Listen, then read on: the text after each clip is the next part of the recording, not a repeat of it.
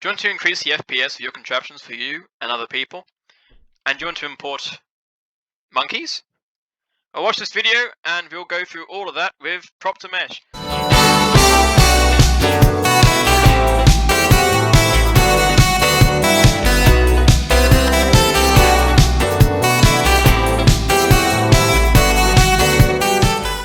Prop2mesh can be found in the description below. It is on GitHub.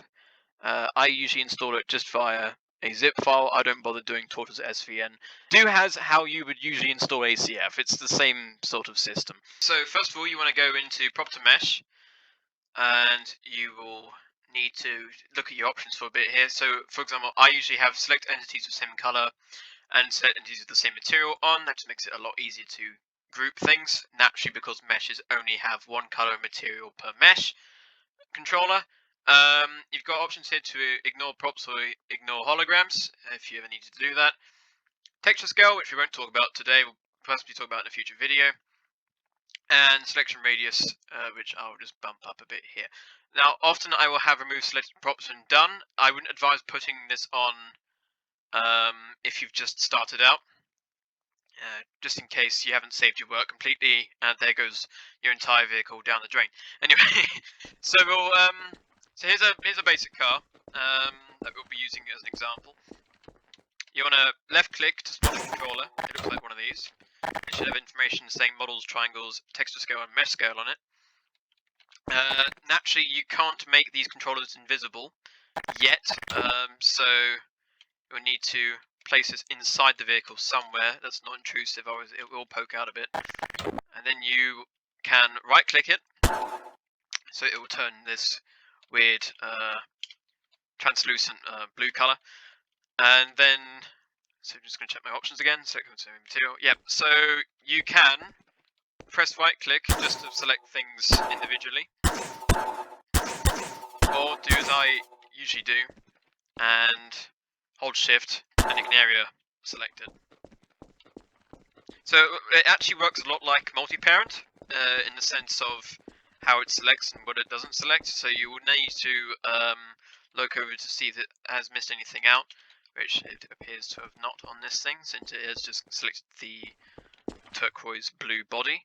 So to finalize it, you basically right click the controller again, and it will generate a mesh, like so. Some pointers to point out. Obviously, what I've just done here is I've had remove selected props when done, hence why the whole body disappears. If you don't have that selected, it means that you will need to remove the old body underneath, a bit like a shell, as it were. That's how the mesh would come up as. Anyway, so naturally it looks like this.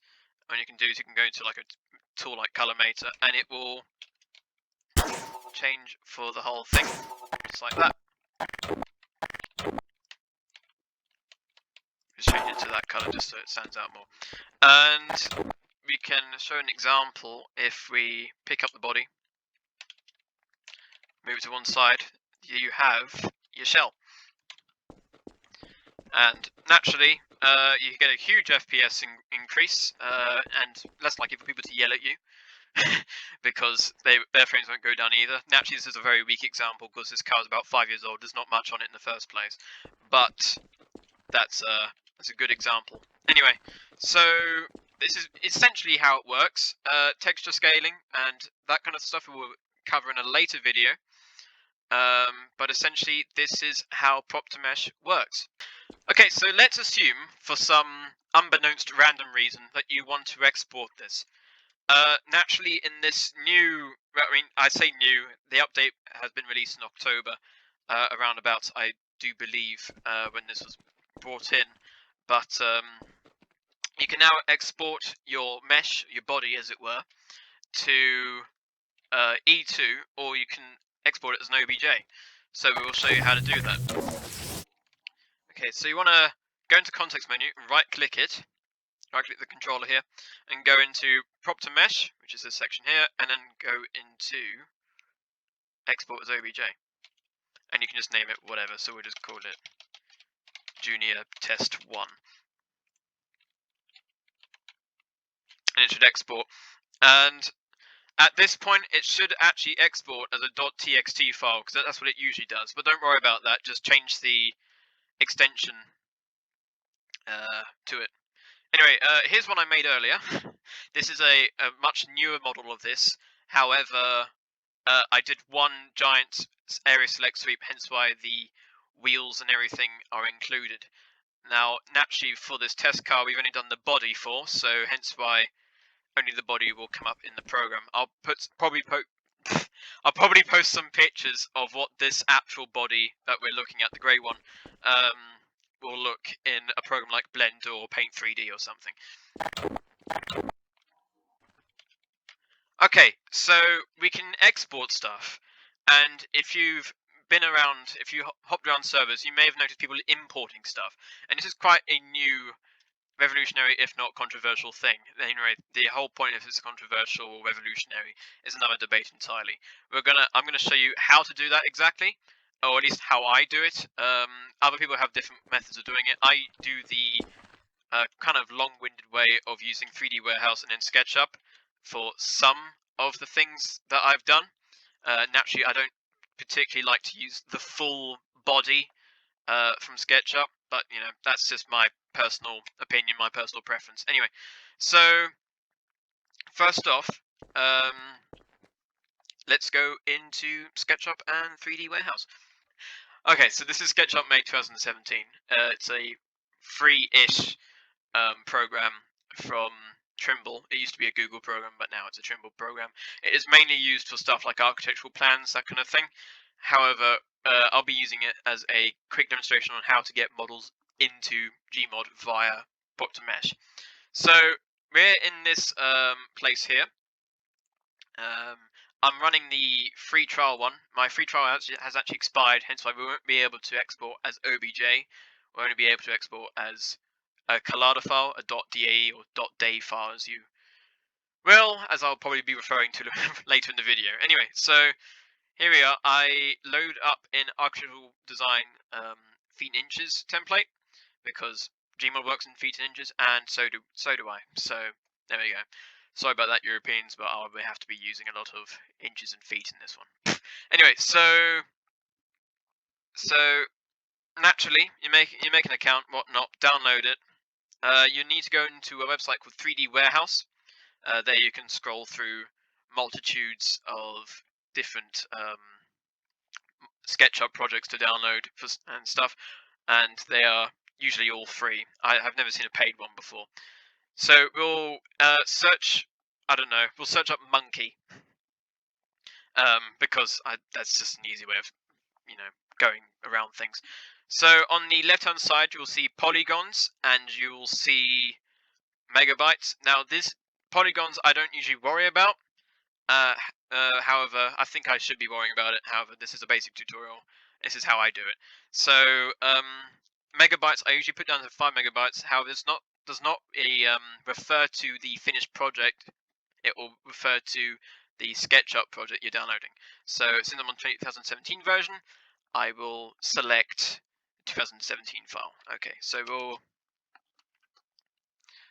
supposing you've, I don't know, downloaded the monkey, which I'll need to find now. There we go. There we go. Yeah, Untitled, no. Here we are. So naturally, if it's a SketchUp project, sometimes it will, you know, recolor the background, because that's, you know, what the last guy preferred it to be. Anyway, so this is our monkey. We're going to call him Bazza the gorilla. We're going to call him that. And as this is the long-winded way. Now, usually, if you're within the free trial limits, or you actually pay for this, like the filthy bourgeoisie dickhead you are, you will actually be able to export this as an OBJ directly. I can't do that, so we'll go into export as 3D model. Let's just go Bazza the monkey. Now, sometimes when you export a collada file and put it into a program like Blender, which we'll be using later, it won't export completely well. Hence why I usually use an online website called Mesh Convert. But naturally, here he is. Here's Bazza in all his glory. So yeah, that is it for the modelling end of things. Now this is the cheap and cheerful way of doing it. Naturally, if you have your own models, if you're a proper modeler, not like me, you will be able to probably import your own stuff with enough know-how. So here we go. So of that long and absolutely pointless process, we'll stick them in the game now. So you're spawning your controller again. You should know how it works by now. You're going to open editor, go into parts, and then this OBJ column here, data p2m.txt. You need to find Bazza the monkey. There he is. You right click him and do add like that. He should pop down here. Then what I usually do is I usually do render inside and invert normals. You can do smooth normals. I don't tend to do that for some things, but it may be essential for others. Then you've got angle and origin offset. The scale as well, but the scale for the mesh as well can be found up here. But you can't go any larger, you can only go smaller from what I know. So we'll confirm changes, and it should build the mesh any minute now. There he is. And we'll just put texture on him, because he looks a bit ugly as the S-prop one. There we go. So yeah, that's how you essentially import stuff. I shall put in some things I made earlier. So you want to make sure that the origin points of the models are well hidden, because the origin will be in the model the origin of the prop-to-mesh cubes here. So if you have them floating about, you can hide them by using the high controller cubes. However, that's only client side. Other people can still see it if they don't have that on either. Anyways, this is what the 309 looks like. So I think that is pretty much it for prop-to-mesh. Things may change in the future. This is an ongoing project by Shadow Scion, who is the same guy who did create Tank Track Tool and S-props. So props to him. Props to him. For making that. This is a pretty, well, revolutionary tool. And, have fun with it in the future. I guess that is pretty much it.